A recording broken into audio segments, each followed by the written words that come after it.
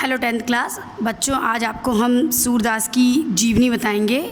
आपके पेपर में आती है जीवनी और उनकी रचनाएं लिखने को आती है, तो इसकी जीवनी हम आपको बता रहे हैं। सबसे पहली बात कि बच्चों, सूरदास जी हिंदी साहित्य के भक्ति काल के सगुण काव्य धारा के कृष्ण भक्ति शाखा के सर्वश्रेष्ठ कवि हैं। इनको हिंदी काव्य जगत का सूर्य भी कहा जाता है, सन सूर्य भी कहा जाता है। वैष्णव कवियों में सूरदास का उच्च कोटि का स्थान है। इन्होंने श्रृंगार और वात्सल्यपरक इतने अच्छे पद लिखे हैं कि अन्य कवि को जब हम पढ़ते हैं तो लगता है कि अन्य कवियों के पद इनकी जूठन मात्र है। ऐसा कहना अतिशयोक्ति नहीं होगी। बच्चों देखिएगा, महाकवि सूरदास का जन्म संवत 1535 या सन 1478 ईस्वी में माना जाता है। ये संवत आपका 57 ईयर आगे चलता है, यानी कि 1478 में आप 57 जोड़ देंगे तो 1535 निकल आएगा।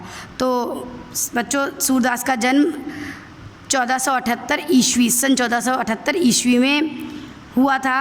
आगरा के पास रुनकता नामक गांव में इनका जन्म हुआ था। ये सारस्वत ब्राह्मण कुल में हुए थे। इनके पिता का नाम रामदास था, रामदास सारस्वत था। इनके बारे में ऐसा माना जाता है कि ये जन्मांध थे। जन्मांध मतलब जन्म से अंधे, लेकिन जितनी मतलब जैसा इन्होंने बाल सौंदर्य का वर्णन, कृष्ण के बाल सौंदर्य का वर्णन इन्होंने किया है, उसको पढ़ने के बाद बड़े बड़े विद्वानों का भी ये मानना है कि इतना सुंदर वर्णन कोई जन्मांध नहीं कर सकता है। इतना बढ़िया इनके में वात्सल्य वर्णन मिला है, कृष्ण के सौंदर्य का वर्णन, कृष्ण के बाल सौंदर्य का वर्णन, बाल रूप की झांकी जैसी इन्होंने प्रस्तुत की है, उतना किसी भी कवि ने नहीं किया। और यहाँ तक कि कोई जन्मांध करे इस बारे में लोगों को भ्रम होता है, शक होता है। कहा जाता है बच्चों कि ये जन्मांध थे। भगवत भक्ति की इच्छा से, ईश्वर की भक्ति की इच्छा से सूर अपने पिता की अनुमति प्राप्त कर यमुना नदी के किनारे गौ घाट पर रहने लगे।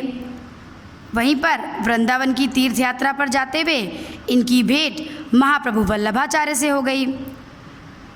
इनसे गुरु ने, सूरदास ने दीक्षा ले ली और महाप्रभु इन्हें अपने साथ लेकर के चले गए। गोवर्धन पर स्थित मंदिर में श्रीनाथ जी की सेवा में लेकर के चले गए वल्लभाचार्य।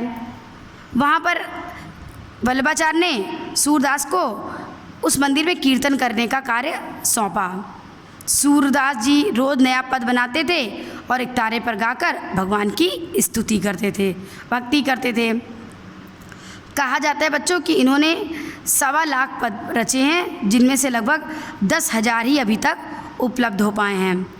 परंतु ये पद भी इन्हें हिंदी का श्रेष्ठ महाकवि सिद्ध करने के लिए सफिशिएंट हैं, पर्याप्त हैं।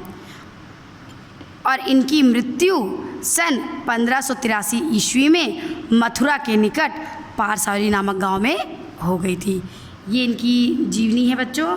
ये आपके बोर्ड में आती है, आपके एग्ज़ाम में आती है।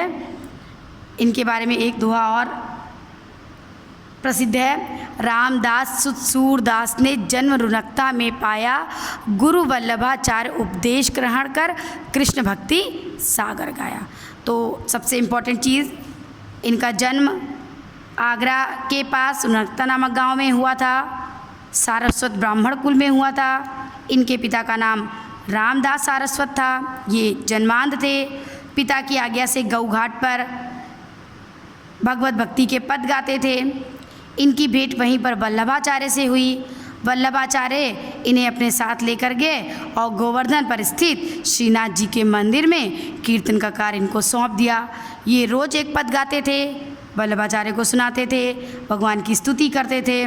कहते हैं इन्होंने 1.25 लाख पद रचे, लेकिन अभी तक केवल 10,000 पद प्राप्त हुए हैं। और वो 10,000 पद भी इन्हें मतलब उनके द्वारा भी इन्हें हम श्रेष्ठ और महाकवि की श्रेणी में खड़ा करते हैं। ठीक है। इनकी मृत्यु पारसौली नामक गांव में, मथुरा के निकट पारसौली नामक गांव है, वहाँ पर 1583 में हो गई। बच्चों इनकी रचनाएं सूर सागर साहित्य लहरी है। इसके अलावा गोवर्धन लीला, नाग लीला, पद्य संग्रह, सूर पच्चीसी, ब्याहलो, नल दमयंती आदि ग्रंथ भी प्रकाश में आया है, लेकिन इनका सूर सागर जो है वो जगत विख्यात है। यानी 3 रचनाएं, सूर सागर, साहित्य लहरी, सूर सारावली, इनके 3 प्रसिद्ध ग्रंथ हैं जिनमें सूर सागर पूरे संसार में विख्यात है, प्रसिद्ध है। इसको पढ़ लीजिएगा बच्चों और इसके बाद इसकी प्रैक्टिस कर लीजिएगा आप लोग।